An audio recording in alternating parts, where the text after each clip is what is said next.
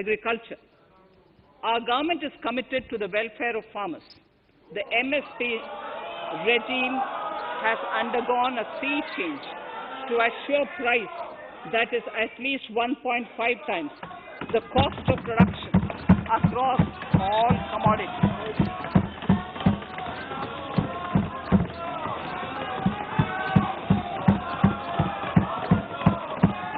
The procurement has also continued to increase at a steady pace. This has resulted in increase in payment to farmers substantially. In case of wheat, a total amount paid to farmers in 2013-14, Honorable Speaker, sir, the data that I give now is important for all honorable members to kindly hear. In case of wheat, the total amount paid to farmers in 2013-14 was 33,874 crores. In 2019-20, it was 62,802 crores.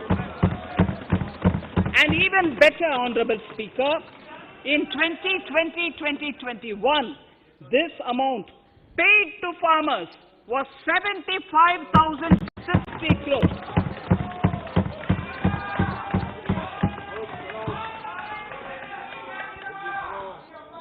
Honorable Speaker, again an important fact, the number of wheat growing farmers that were benefited increased in 2020-21 to 43.36 lakhs compared to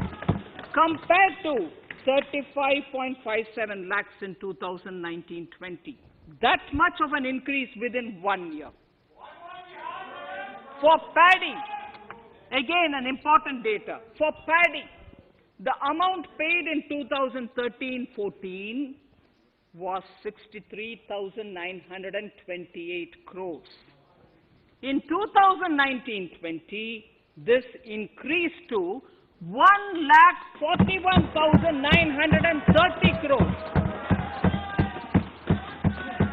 Even better, in 2020-2021, this is further,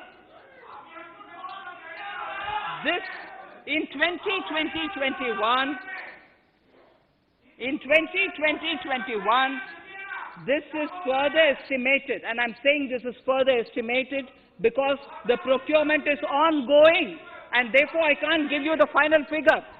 This is further estimated to increase to 1,72,752 crores.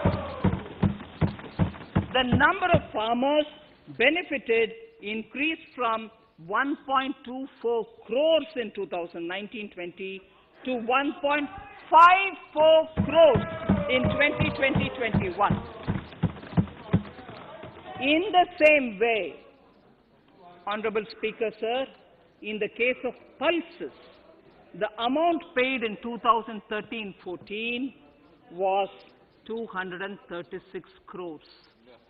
In 2019-20, this was increased to 8,285 crores. Now in 2021, it is at 10,530 crores. More than 40 times increase from 2013-14. The receipts to cotton farmers have seen a stupendous increase from 90 crores in 2013-14 to 25,974 crores I'm giving you data as of 27th January 2021. This is bound to increase. From 90 crores for cotton farmers in 2013-14 to 25,974 crores in 2021. All the details in complete narration is available in Annexure 4 to my speech. Early this year, Honorable Prime Minister had launched the Swamitva scheme. Under this, a record of rights is being given to property owners in villages. Up till now, about 1.80 lakh property owners in 1,241 villages have been provided cards. I propose during 21-22 to extend this to cover all states and union territories. To provide adequate credit to our farmers, I have enhanced the agricultural credit target to 16.5 lakh crores in this year. We will focus on ensuring increased credit flow to animal husbandry, Pashupalan, dairy, and to Matsyakar, to the fisheries. We are enhancing the allocation to the Rural Infrastructure Development Fund from 30,000 crores to 40,000 crores. The Micro Irrigation Fund, with a corpus of 5,000 crores, has been created under NABARD. I propose to double it by augmenting it by another 5,000 crores. To boost value addition in agriculture and allied products and their exports, the scope of Operation Green Scheme that is presently applicable to only tomatoes, onions, and potatoes will be enlarged to include 22 perishable crops. Around 1.68 lakh crore farmers, around 1.68 crore farmers are registered, and 1.14 lakh crores of rupees trade value has been carried out through e-NAMs, the National Agricultural Market. Keeping in view the transparency and the competitiveness that e-NAM has brought into the agricultural market, 1,000 more mandis will be integrated with e-NAM. Honorable Speaker, sir, with all this, the Agricultural Infrastructure Fund would be made available to the APMCs for augmenting their infrastructure facilities.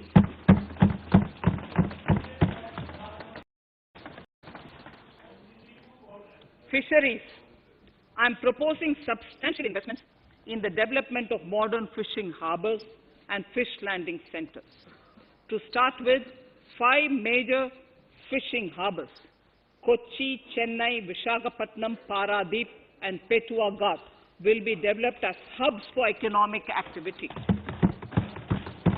We will also develop inland fishing harbors and fish landing centers along the banks of rivers and waterways. Seaweed farming is an emerging sector with potential to transform the lives of coastal communities. It will provide large-scale employment and additional incomes. To promote seaweed farming and cultivation, I propose a multi-purpose seaweed park to be established in Tamil Nadu. Migrant workers and laborers. We have launched the One Nation, One Ration Card scheme, through which beneficiaries can claim their rations anywhere in the country. Migrant workers in particular benefit from the scheme. Those staying away from their families can partially claim their ration where they are stationed, while their family in their native places can claim the rest. I am happy to inform you that One Nation, One Ration Card plan is under implementation by 32 states and union territories, reaching about 69 crore beneficiaries. That's a total of 86% beneficiaries covered. The remaining 4 states and UTs will be integrated in the next few months. To further extend our efforts towards the unorganized labor force, migrant workers in particular, I propose to launch a portal that will collect relevant information on gig workers, building and construction workers, among others. This will help formulate health, housing, skill, insurance credit, and food schemes for all migrant workers. We will conclude a process that began 20 years ago with the implementation of the 4 labor codes. For the first time globally, social security benefits will be extended to gig and platform workers.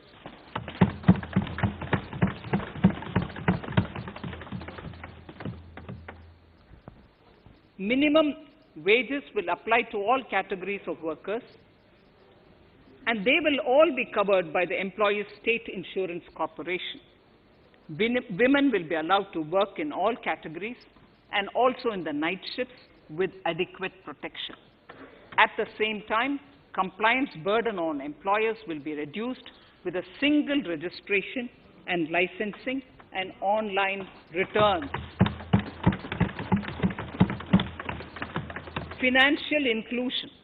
To further facilitate credit flow under the scheme of Stand Up India for the scheduled castes and scheduled tribes and also women, I propose to reduce the margin money requirement from 25% to 15% only, and to also include loans for activities in allied sectors, in allied activities in agriculture. We have taken a number of steps to support the MSME sector. In this budget, I have provided 15,700 crores to this sector, more than double of the last year's B. Honorable Speaker, sir, I now go to the fourth pillar, reinvigorating human capital. The national education policy announced recently has had good reception. In school education, more than 15,000 schools will be qualitatively strengthened to include all components of the national education policy. They shall emerge as exemplar schools in their regions, hand-holding and mentoring other schools to achieve the ideals of policy. 100 new Sainik schools will be set up in partnership with NGOs, private schools, and states. Higher education.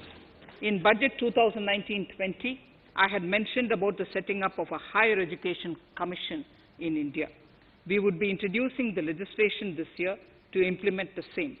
It will be an umbrella body having 4 separate vehicles for standard setting, accreditation, regulation, and funding. Many of our cities have various institutions, universities, and colleges supported by the Government of India. Hyderabad, for example, has about 40 major institutions.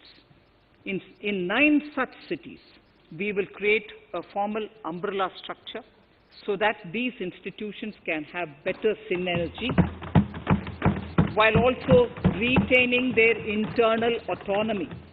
A glue grant will be set aside for this purpose. For accessible higher education in Ladakh, I propose to set up a central university in Leh.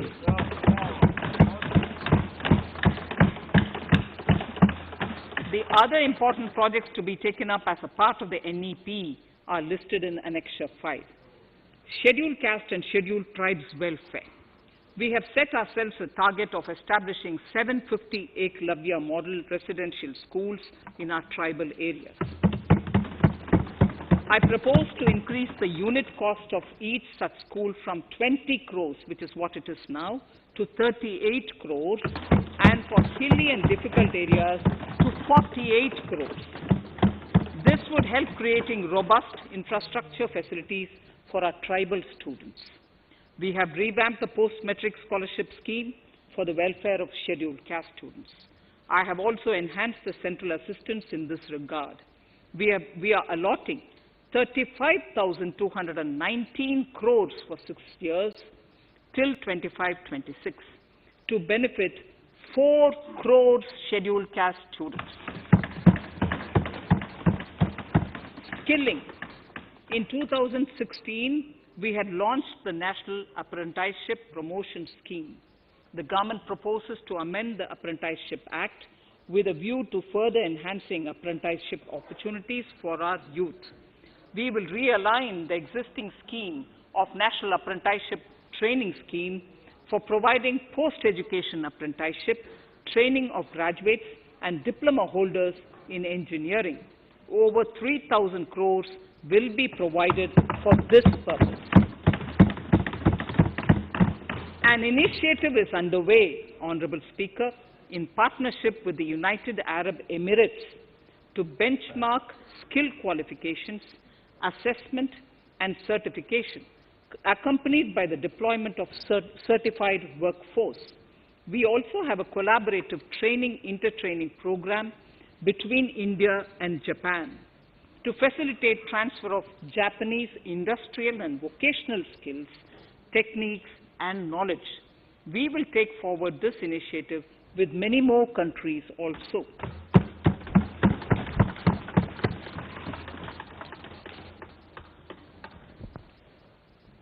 Innovation and R&D. In my budget speech of 2019, I had announced the National Research Foundation. We have now worked out the modalities, and the NRF outlay will be of 50,000 crores over 5 years. It will ensure that the overall research ecosystem in the country is strengthened with focus on identified national priority thrust areas. There has been a manifold increase in digital payments in the recent past. To give a further boost to digital transactions, I earmarked 1,500 crores for a proposed scheme that will provide financial incentive to promote digital mode of payment. We will undertake a new initiative, National Language Translation Mission. This will enable the wealth of governance and policy-related knowledge on the Internet being made available in major Indian languages.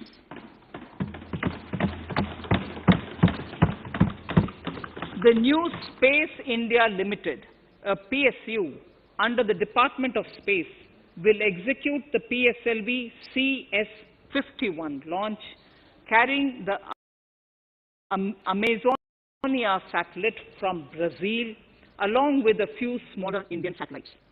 As part of the Gaganyaan mission activities, 4 Indian astronauts are being trained on generic spaceflight aspects in Russia. The first unmanned launch is slated for December 2021. Our oceans are a storehouse of living and non-living resources. To better understand this realm, we will launch a deep ocean mission with a budget outlay of more than 4,000 crores over 5 years. This mission will cover deep ocean survey exploration and projects for the conservation of deep sea biodiversity. I come to the 6th pillar, Honorable Speaker, minimum government, maximum governance. Honorable Speaker, sir, this is the last of the 6 pillars. This will outline plans for reforms in one of our core principles of minimum government, maximum governance. We have taken a number of steps to bring reforms in tribunals in the last few years for speedy delivery of justice. Continuing with the reforms process, I now propose to take further measures to rationalize the functioning of tribunals. We have introduced the National Commission for Allied Healthcare Professionals Bill in Parliament. National Commission for Allied Healthcare Professionals Bill in the Parliament, with a view to ensure transparent and efficient regulation of 56 allied healthcare professionals. Additionally, to bring about transparency, efficiency, and governance reforms in the nursing profession, the National Nursing and Midwifery Commission Bill will be introduced by the government for passing. To have ease of doing business for those who deal with government or CPSEs and carry out contracts, I propose to set up a conciliation mechanism and mandate its use for quick resolution of contractual disputes. This will instill confidence in private investors and contractors. Honorable Speaker, sir, the forthcoming census could be the first digital census in the history of India.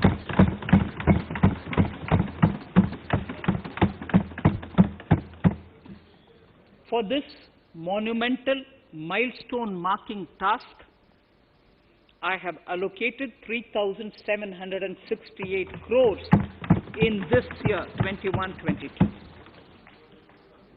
Honorable Speaker, Goa is celebrating the Diamond Jubilee year of the state's liberation from Portuguese rule. From the Government of India's side, I propose to grant 300 crores to the Government of Goa for the celebration. For the welfare of tea workers, especially women and children in Assam and West Bengal, a special scheme will be devised for the same.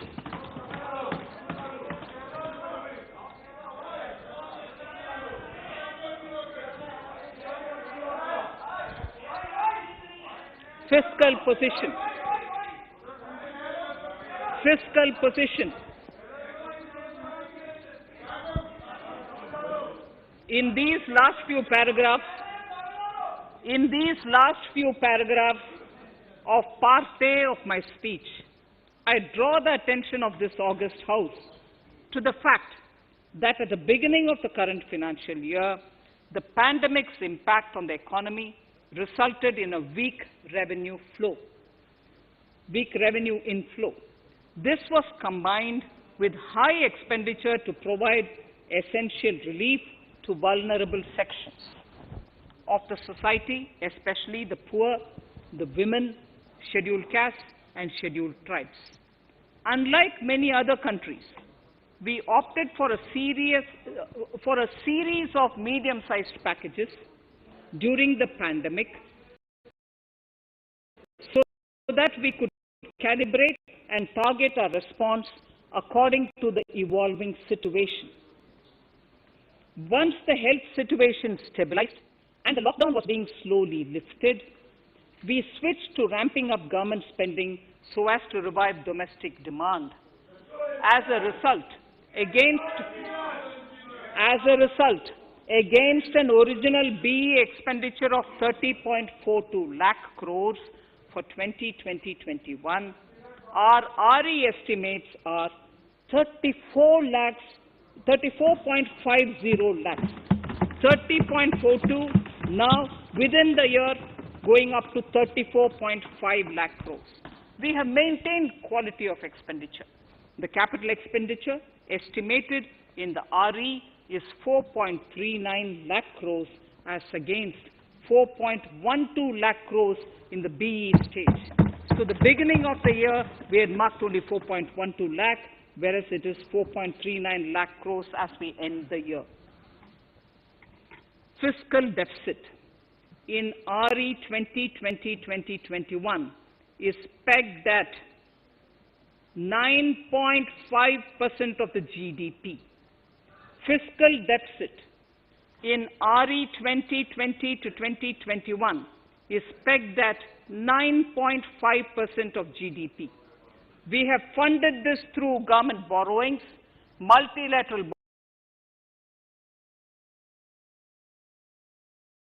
borrowings, small saving funds, and short-term borrowings.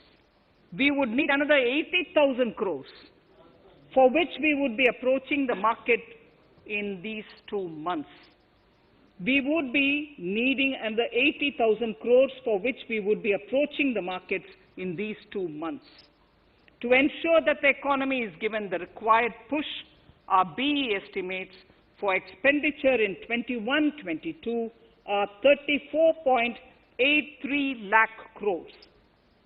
This includes 5.54 lakh crores as capital expenditure, an increase of 34.5% over the BE figure of 2020-2021. The fiscal deficit in BE 21-22 is estimated to be 6.8% of the GDP. The gross borrowing from the market for the next year would be around 12 lakh crores. We plan to continue with our path of fiscal consolidation and intend to reach the fiscal deficit level below 4.5% of the GDP by 2025-2026, with a fairly steady decline over the period. We hope to achieve the consolidation by first increasing the buoyancy of tax revenue through improved compliance, and secondly, by increased receipts from monetization of assets, including public sector enterprises and land. The Contingency Fund of India is being proposed to be augmented. The Contingency Fund of India is being proposed to be augmented from 500 crores to 30,000 crores through finance bill. In accordance with the views of the 15th Finance Commission, we are allowing a normal ceiling of net borrowing for the states at 4% of GSDP for the year 21-22. A portion of this ceiling will be earmarked to be spent on incremental capital expenditure. Additional borrowing ceiling of 0.5% of the GSDP will also be provided subject to conditions. States will be expected to reach a fiscal deficit of 3% of GSDP by 2023-24 as recommended by the 15th Finance Commission. In the July 2019-20 budget, I introduced the Statement 27 on extra budgetary resources. It disclosed the borrowings of the government agencies that went towards funding Government of India schemes and whose repayment burden was on the government. In my 2020-21 budget, I enhanced the scope and coverage of that statement by including the loans provided by government to the FCI, the Food Corporation of India. Taking a step further in this direction, I propose to discontinue the NSSF loan to FCI for food subsidy, and accordingly, budget provisions have been made in RE 2020-21 and in the BE 2021-22. The extra budgetary resource details are at Annexure 6. We know that the FRBM Act mandates fiscal deficit of 3% of GDP to be achieved by 31st March 2020-2021. The effect of this year's unforeseen and unprecedented circumstances has necessitated the submission of a deviation statement under Sections 4 of Subclause 5 and Section 7, Subclause 3b of the FRBM Act, which I am laying on the table of the House as part of the FRBM documents. Towards achieving central government fiscal deficit along the broad path that I have already indicated, I will be introducing an amendment to the FRBM Act. Honorable Speaker, on the 9th of December 2020, the 15th Finance Commission submitted its final report covering the period 2021 to 2026 to the Rashtrapati Ji. The government has laid the Commission's report along with the explanatory memorandum in the Parliament, retaining the vertical shares of the states at 41%. We recognize our commitment to fiscal federalism and propose, therefore, to adhere to this recommendation. Jammu and Kashmir in the 14th Finance Commission was entitled to get devolution being a state. Now the funds of the UTs of Jammu Kashmir and Ladakh would be provided by the centre. I have also provided on the Commission's recommendation 1,18,452 crores as revenue deficit grant to 17 states in 21-22 as against 74,340 crores to 14 states in 2020-21. Honourable Speaker, I would now move to Part B of my speech.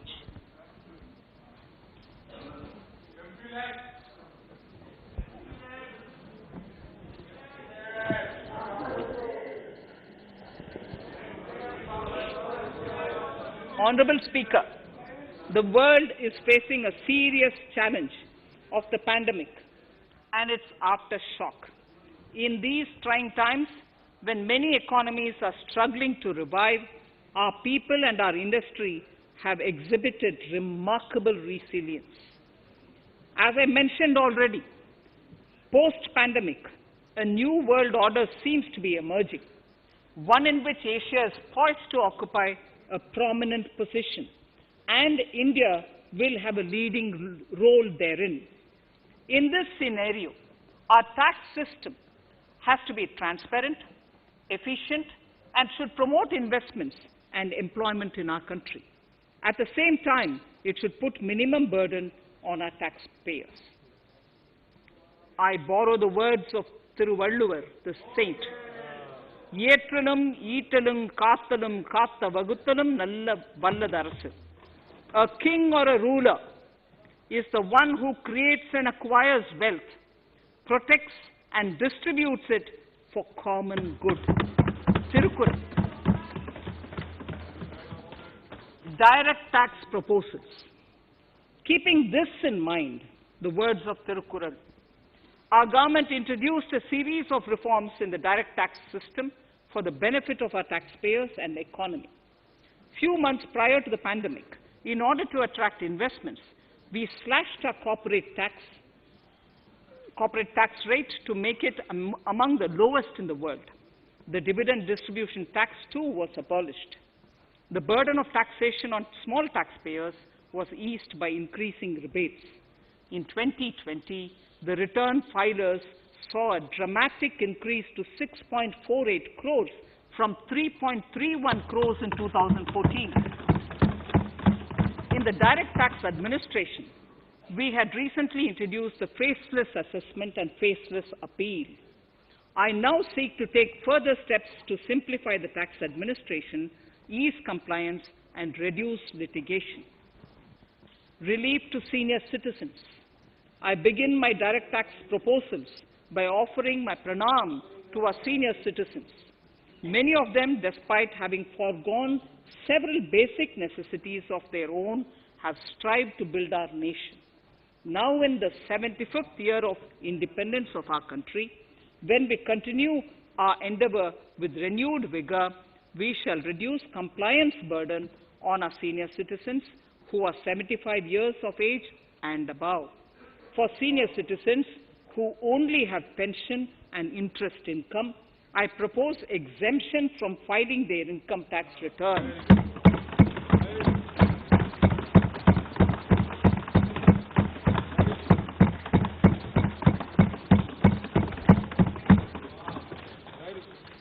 The paying bank will deduct the necessary tax on their income.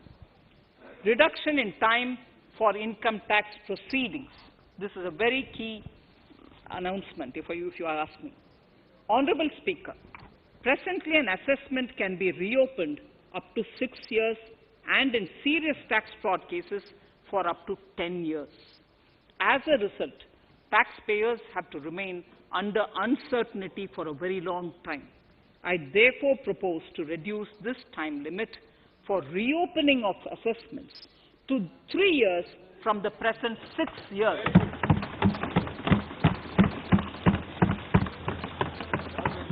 In serious tax evasion cases too, only where there is evidence of concealment of income of 50 lakh or more in a year. In serious tax evasion cases too, only where there is evidence of concealment of income of 50 lakh or more in a year can the assessment be reopened up to 10 years. Even this reopening can be done only after the approval of the Principal Chief Commissioner, the highest level of income tax department. Setting up the Dispute Resolution Committee. Honorable Speaker, it has been the resolve of this government to reduce litigation which mars the present taxation system. The government came out with the Direct Taxation Vivad Se Vishwas scheme to give taxpayers an opportunity to settle long-pending disputes and be relieved to further strain on their time and resources. The response from taxpayers has been the best ever, as over 110,000 taxpayers have already opted to settle tax disputes of over 85,000 crores under the scheme. To further reduce litigation for small taxpayers, I propose to constitute a dispute resolution committee for them, which will be faceless to ensure efficiency, transparency, and accountability. Anyone with a taxable income up to 50 lakh and disputed income up to 10 lakh shall be eligible to approach the committee. Faceless IT-AT. For ease of compliance and to reduce discretion, we are committed to make the taxation processes faceless. The government has already introduced faceless assessment and appeal this year. The next level of income tax appeal is the Income Tax Appellate Tribunal. I now propose to make this tribunal faceless. We shall establish a national faceless Income Tax Appellate Tribunal Center. All communication between the tribunal and the appellant shall be electronic. Where personal hearing is needed, it shall be done through video conferencing. Relaxations to NRI. When non-resident Indians return to India, they have issues with respect to their accrued incomes in their foreign retirement accounts. This is usually due to mismatch in taxation period. They also face difficulties in getting credit for Indian taxes in foreign jurisdictions. I propose to notify rules for removing their hardship of double taxation. Exemption from audit. Currently, if your turnover exceeds 1 crore, you have to get your accounts audited. In February 2020 budget, I had increased the limit for tax audit to 5 crores for those who carry out 95% of their transactions digitally. To further incentivize digital transactions and to reduce compliance burden, I propose to increase this limit for tax audit for such persons from 5 crores to 10 crores. Relief for dividend. In the previous budget, I had abolished the dividend distribution tax in order to incentivize investment. Dividend was made taxable in the hands of shareholders. Now, in order to provide ease of compliance, I propose to make dividend payment to rate and InvIT exempt from TDS. Further, as the amount of dividend income cannot be estimated correctly by the shareholders for paying advance tax, I propose to provide that advance tax liability on dividend income shall arise only after the declaration or payment of dividend. Also, for the foreign portfolio investors, I propose to enable deduction of tax on dividend income at lower treaty rate. Attracting foreign investment into infrastructure sector.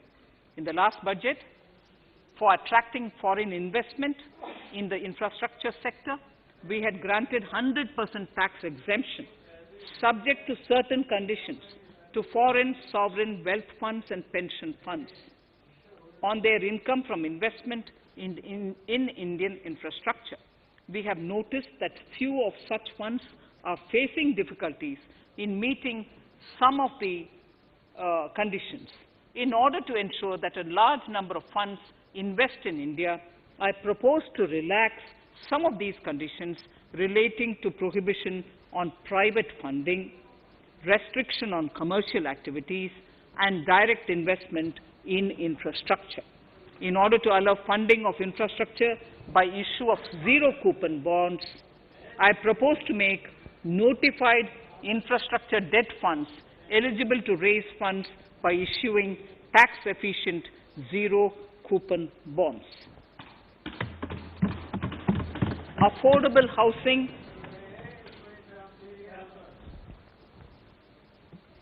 Affordable housing and rental housing. This government sees housing for all and affordable housing as priority areas. In July 2019 budget, I provided an additional deduction of interest amounting to 1.5 lakh for loan taken to purchase an affordable house. I propose to extend the eligibility of this condition by 1 more year to 31st March 2022. The additional deduction of 1.5 lakh shall therefore be available for loans taken up to 31st March 2022 for the purchase of affordable houses.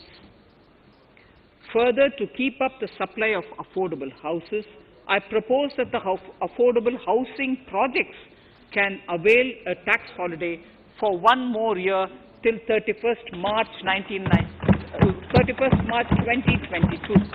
These are available now for projects also. We are committed to promote supply of affordable rental housing for migrant workers. For this, I propose to allow tax exemption for notified affordable rental housing projects. Tax incentives to IFSC. As I mentioned in Part A of this speech, the government is committed to making the International Financial Services Center in GIFT City a global financial hub. In addition to the tax incentives already provided, I propose to include, among others, tax holiday for capital gains for aircraft leasing companies, tax exemption for aircraft lease rentals paid to foreign lessors, tax incentive for relocating foreign funds in the IFSC, and to allow tax exemption to the investment division of foreign banks located in the IFSC. Pre-filling of returns. Honorable Speaker, in order to ease compliance for the taxpayer, details of salary income, tax payments, TDS, etc., already come pre-filled in income tax returns. To further ease filing of returns, details of capital gains from listed securities, dividend income, and interest from banks, post office, etc., will also be now pre-filled. Relief to small trusts. We hope to reduce compliance burden on small charitable trusts running educational institutions and hospitals. So far, there is a blanket exemption to such entities whose annual receipt does not exceed 1 crore of rupees. I now propose to increase this amount to 5 crores.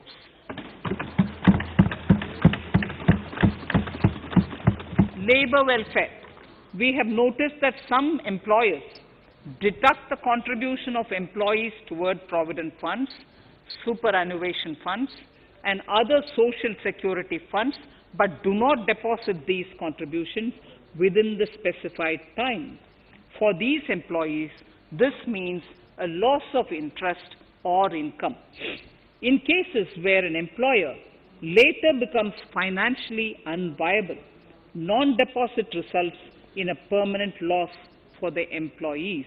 In order to ensure that employees' contributions are deposited on time, I reiterate that the late deposit of employees' contribution by the employer will not be allowed as deduction to the employer.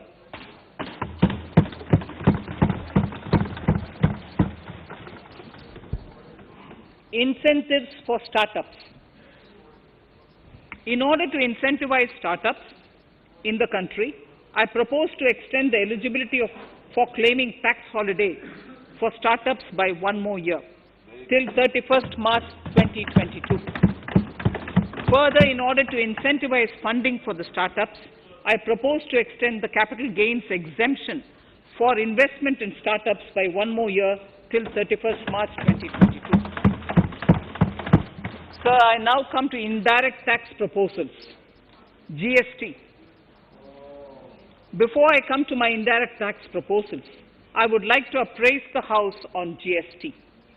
The GST is now 4 years old, and we have taken several measures to further simplify it. Some of the measures include nil return through SMS, quarterly return and monthly payment for small taxpayers, electronic invoice system, validated input tax statements, pre-filled editable GST return, and staggering of returns filing. The capacity of GST and system has also been enhanced. We have also deployed deep analytics, and artificial intelligence to identify tax evaders and fake billers and launched special drives against them. The results speak for themselves. We have made record collections in the last few months. The GST Council has painstakingly thrashed out thorny issues. As chairperson to the Council, I want to assure this House that we shall take every possible measure to smoothen the GST further and to remove anomalies such as inverted duty structure. Custom duty rationalization. Our custom duty policy should have the twin objective of promoting domestic manufacturing and helping India get on to global value chain and export better. The thrust now has to be on easy access to raw materials and exports of value-added products. Towards this, last year, we started overhauling the customs duty structure, eliminating 80 outdated exemptions.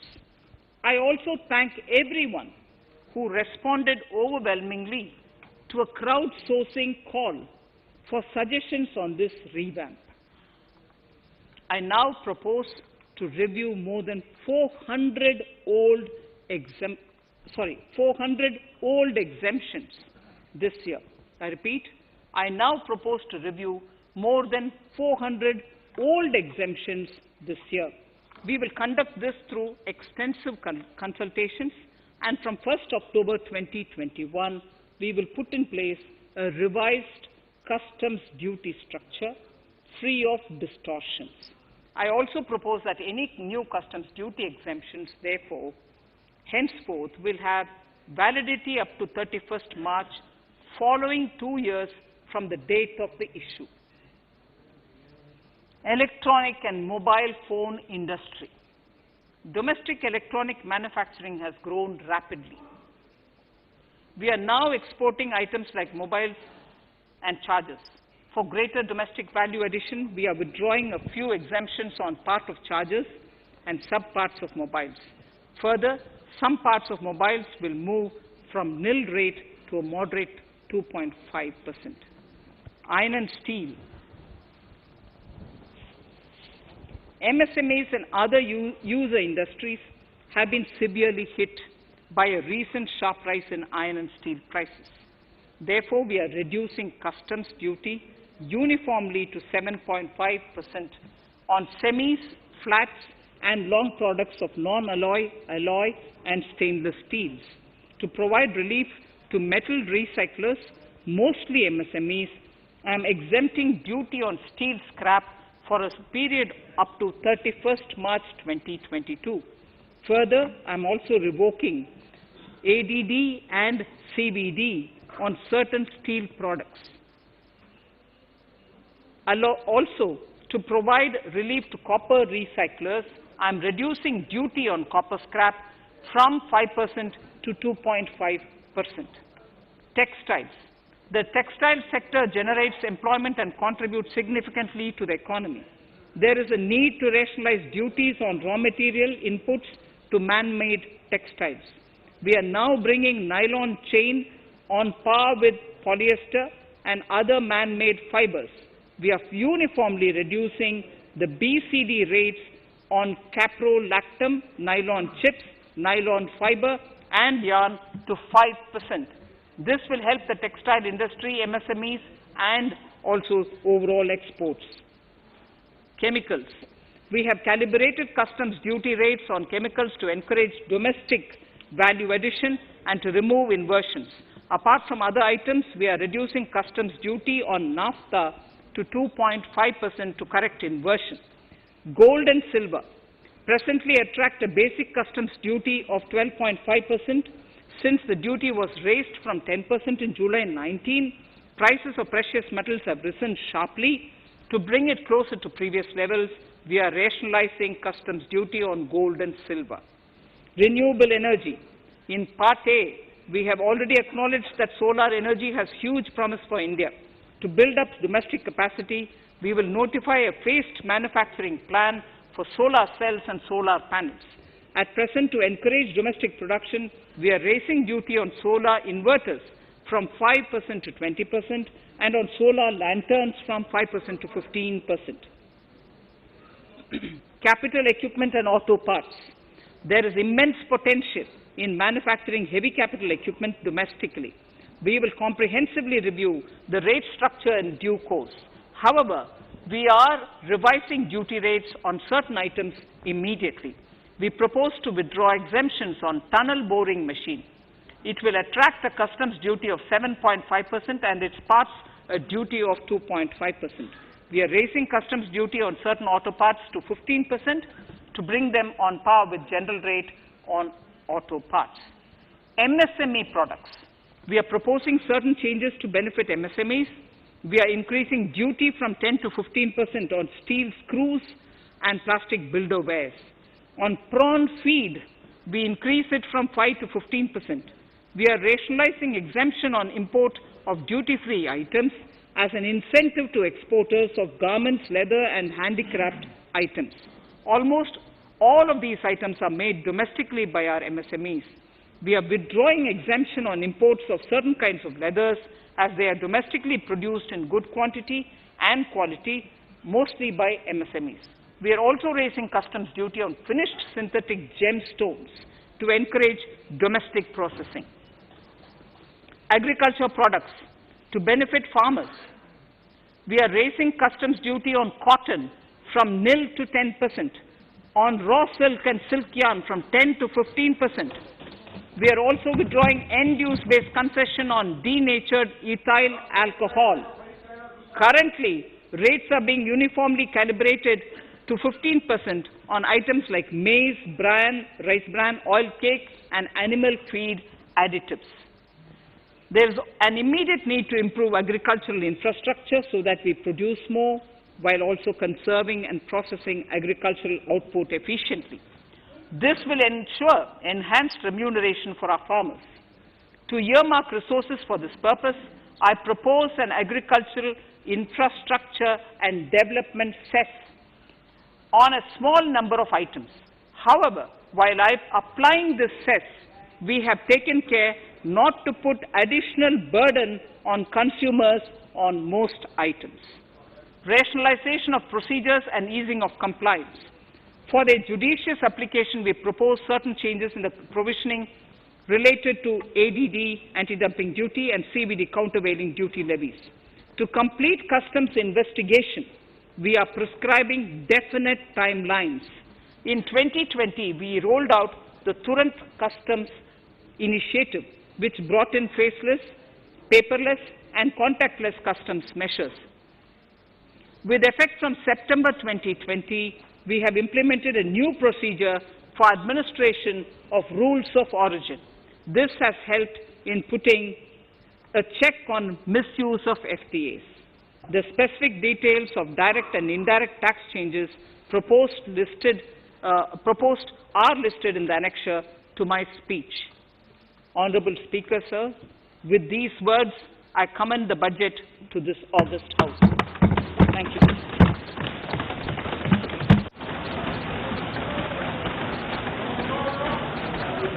Item number 1.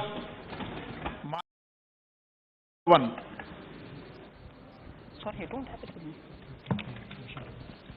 Sir, I wish to place on table the 15th Finance Commission report.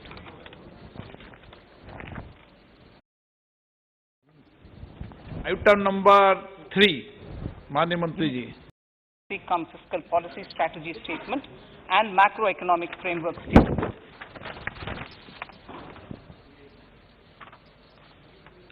Item number 4. So I wish to seek your permission to move for leave to introduce the Finance Bill 2021. प्रश्न ये कि विधेयक को पुनर्स्थापित करने की अनुमति प्रदान की जाए। जो सदस्य इसके पक्ष में हाँ कहें, जो सदस्य इसके विरोध में ना कहें। मेरे विचार में निर्णय हाँ वालों के पक्ष में हुआ, हाँ वालों के पक्ष हुआ। माननीय मंत्री जी विधेयक को पुनर्स्थापित करें। introduce the bill. Shri Prahlad Joshi ji. With your permission, I rise to present the 18th report of Business Advisory Committee.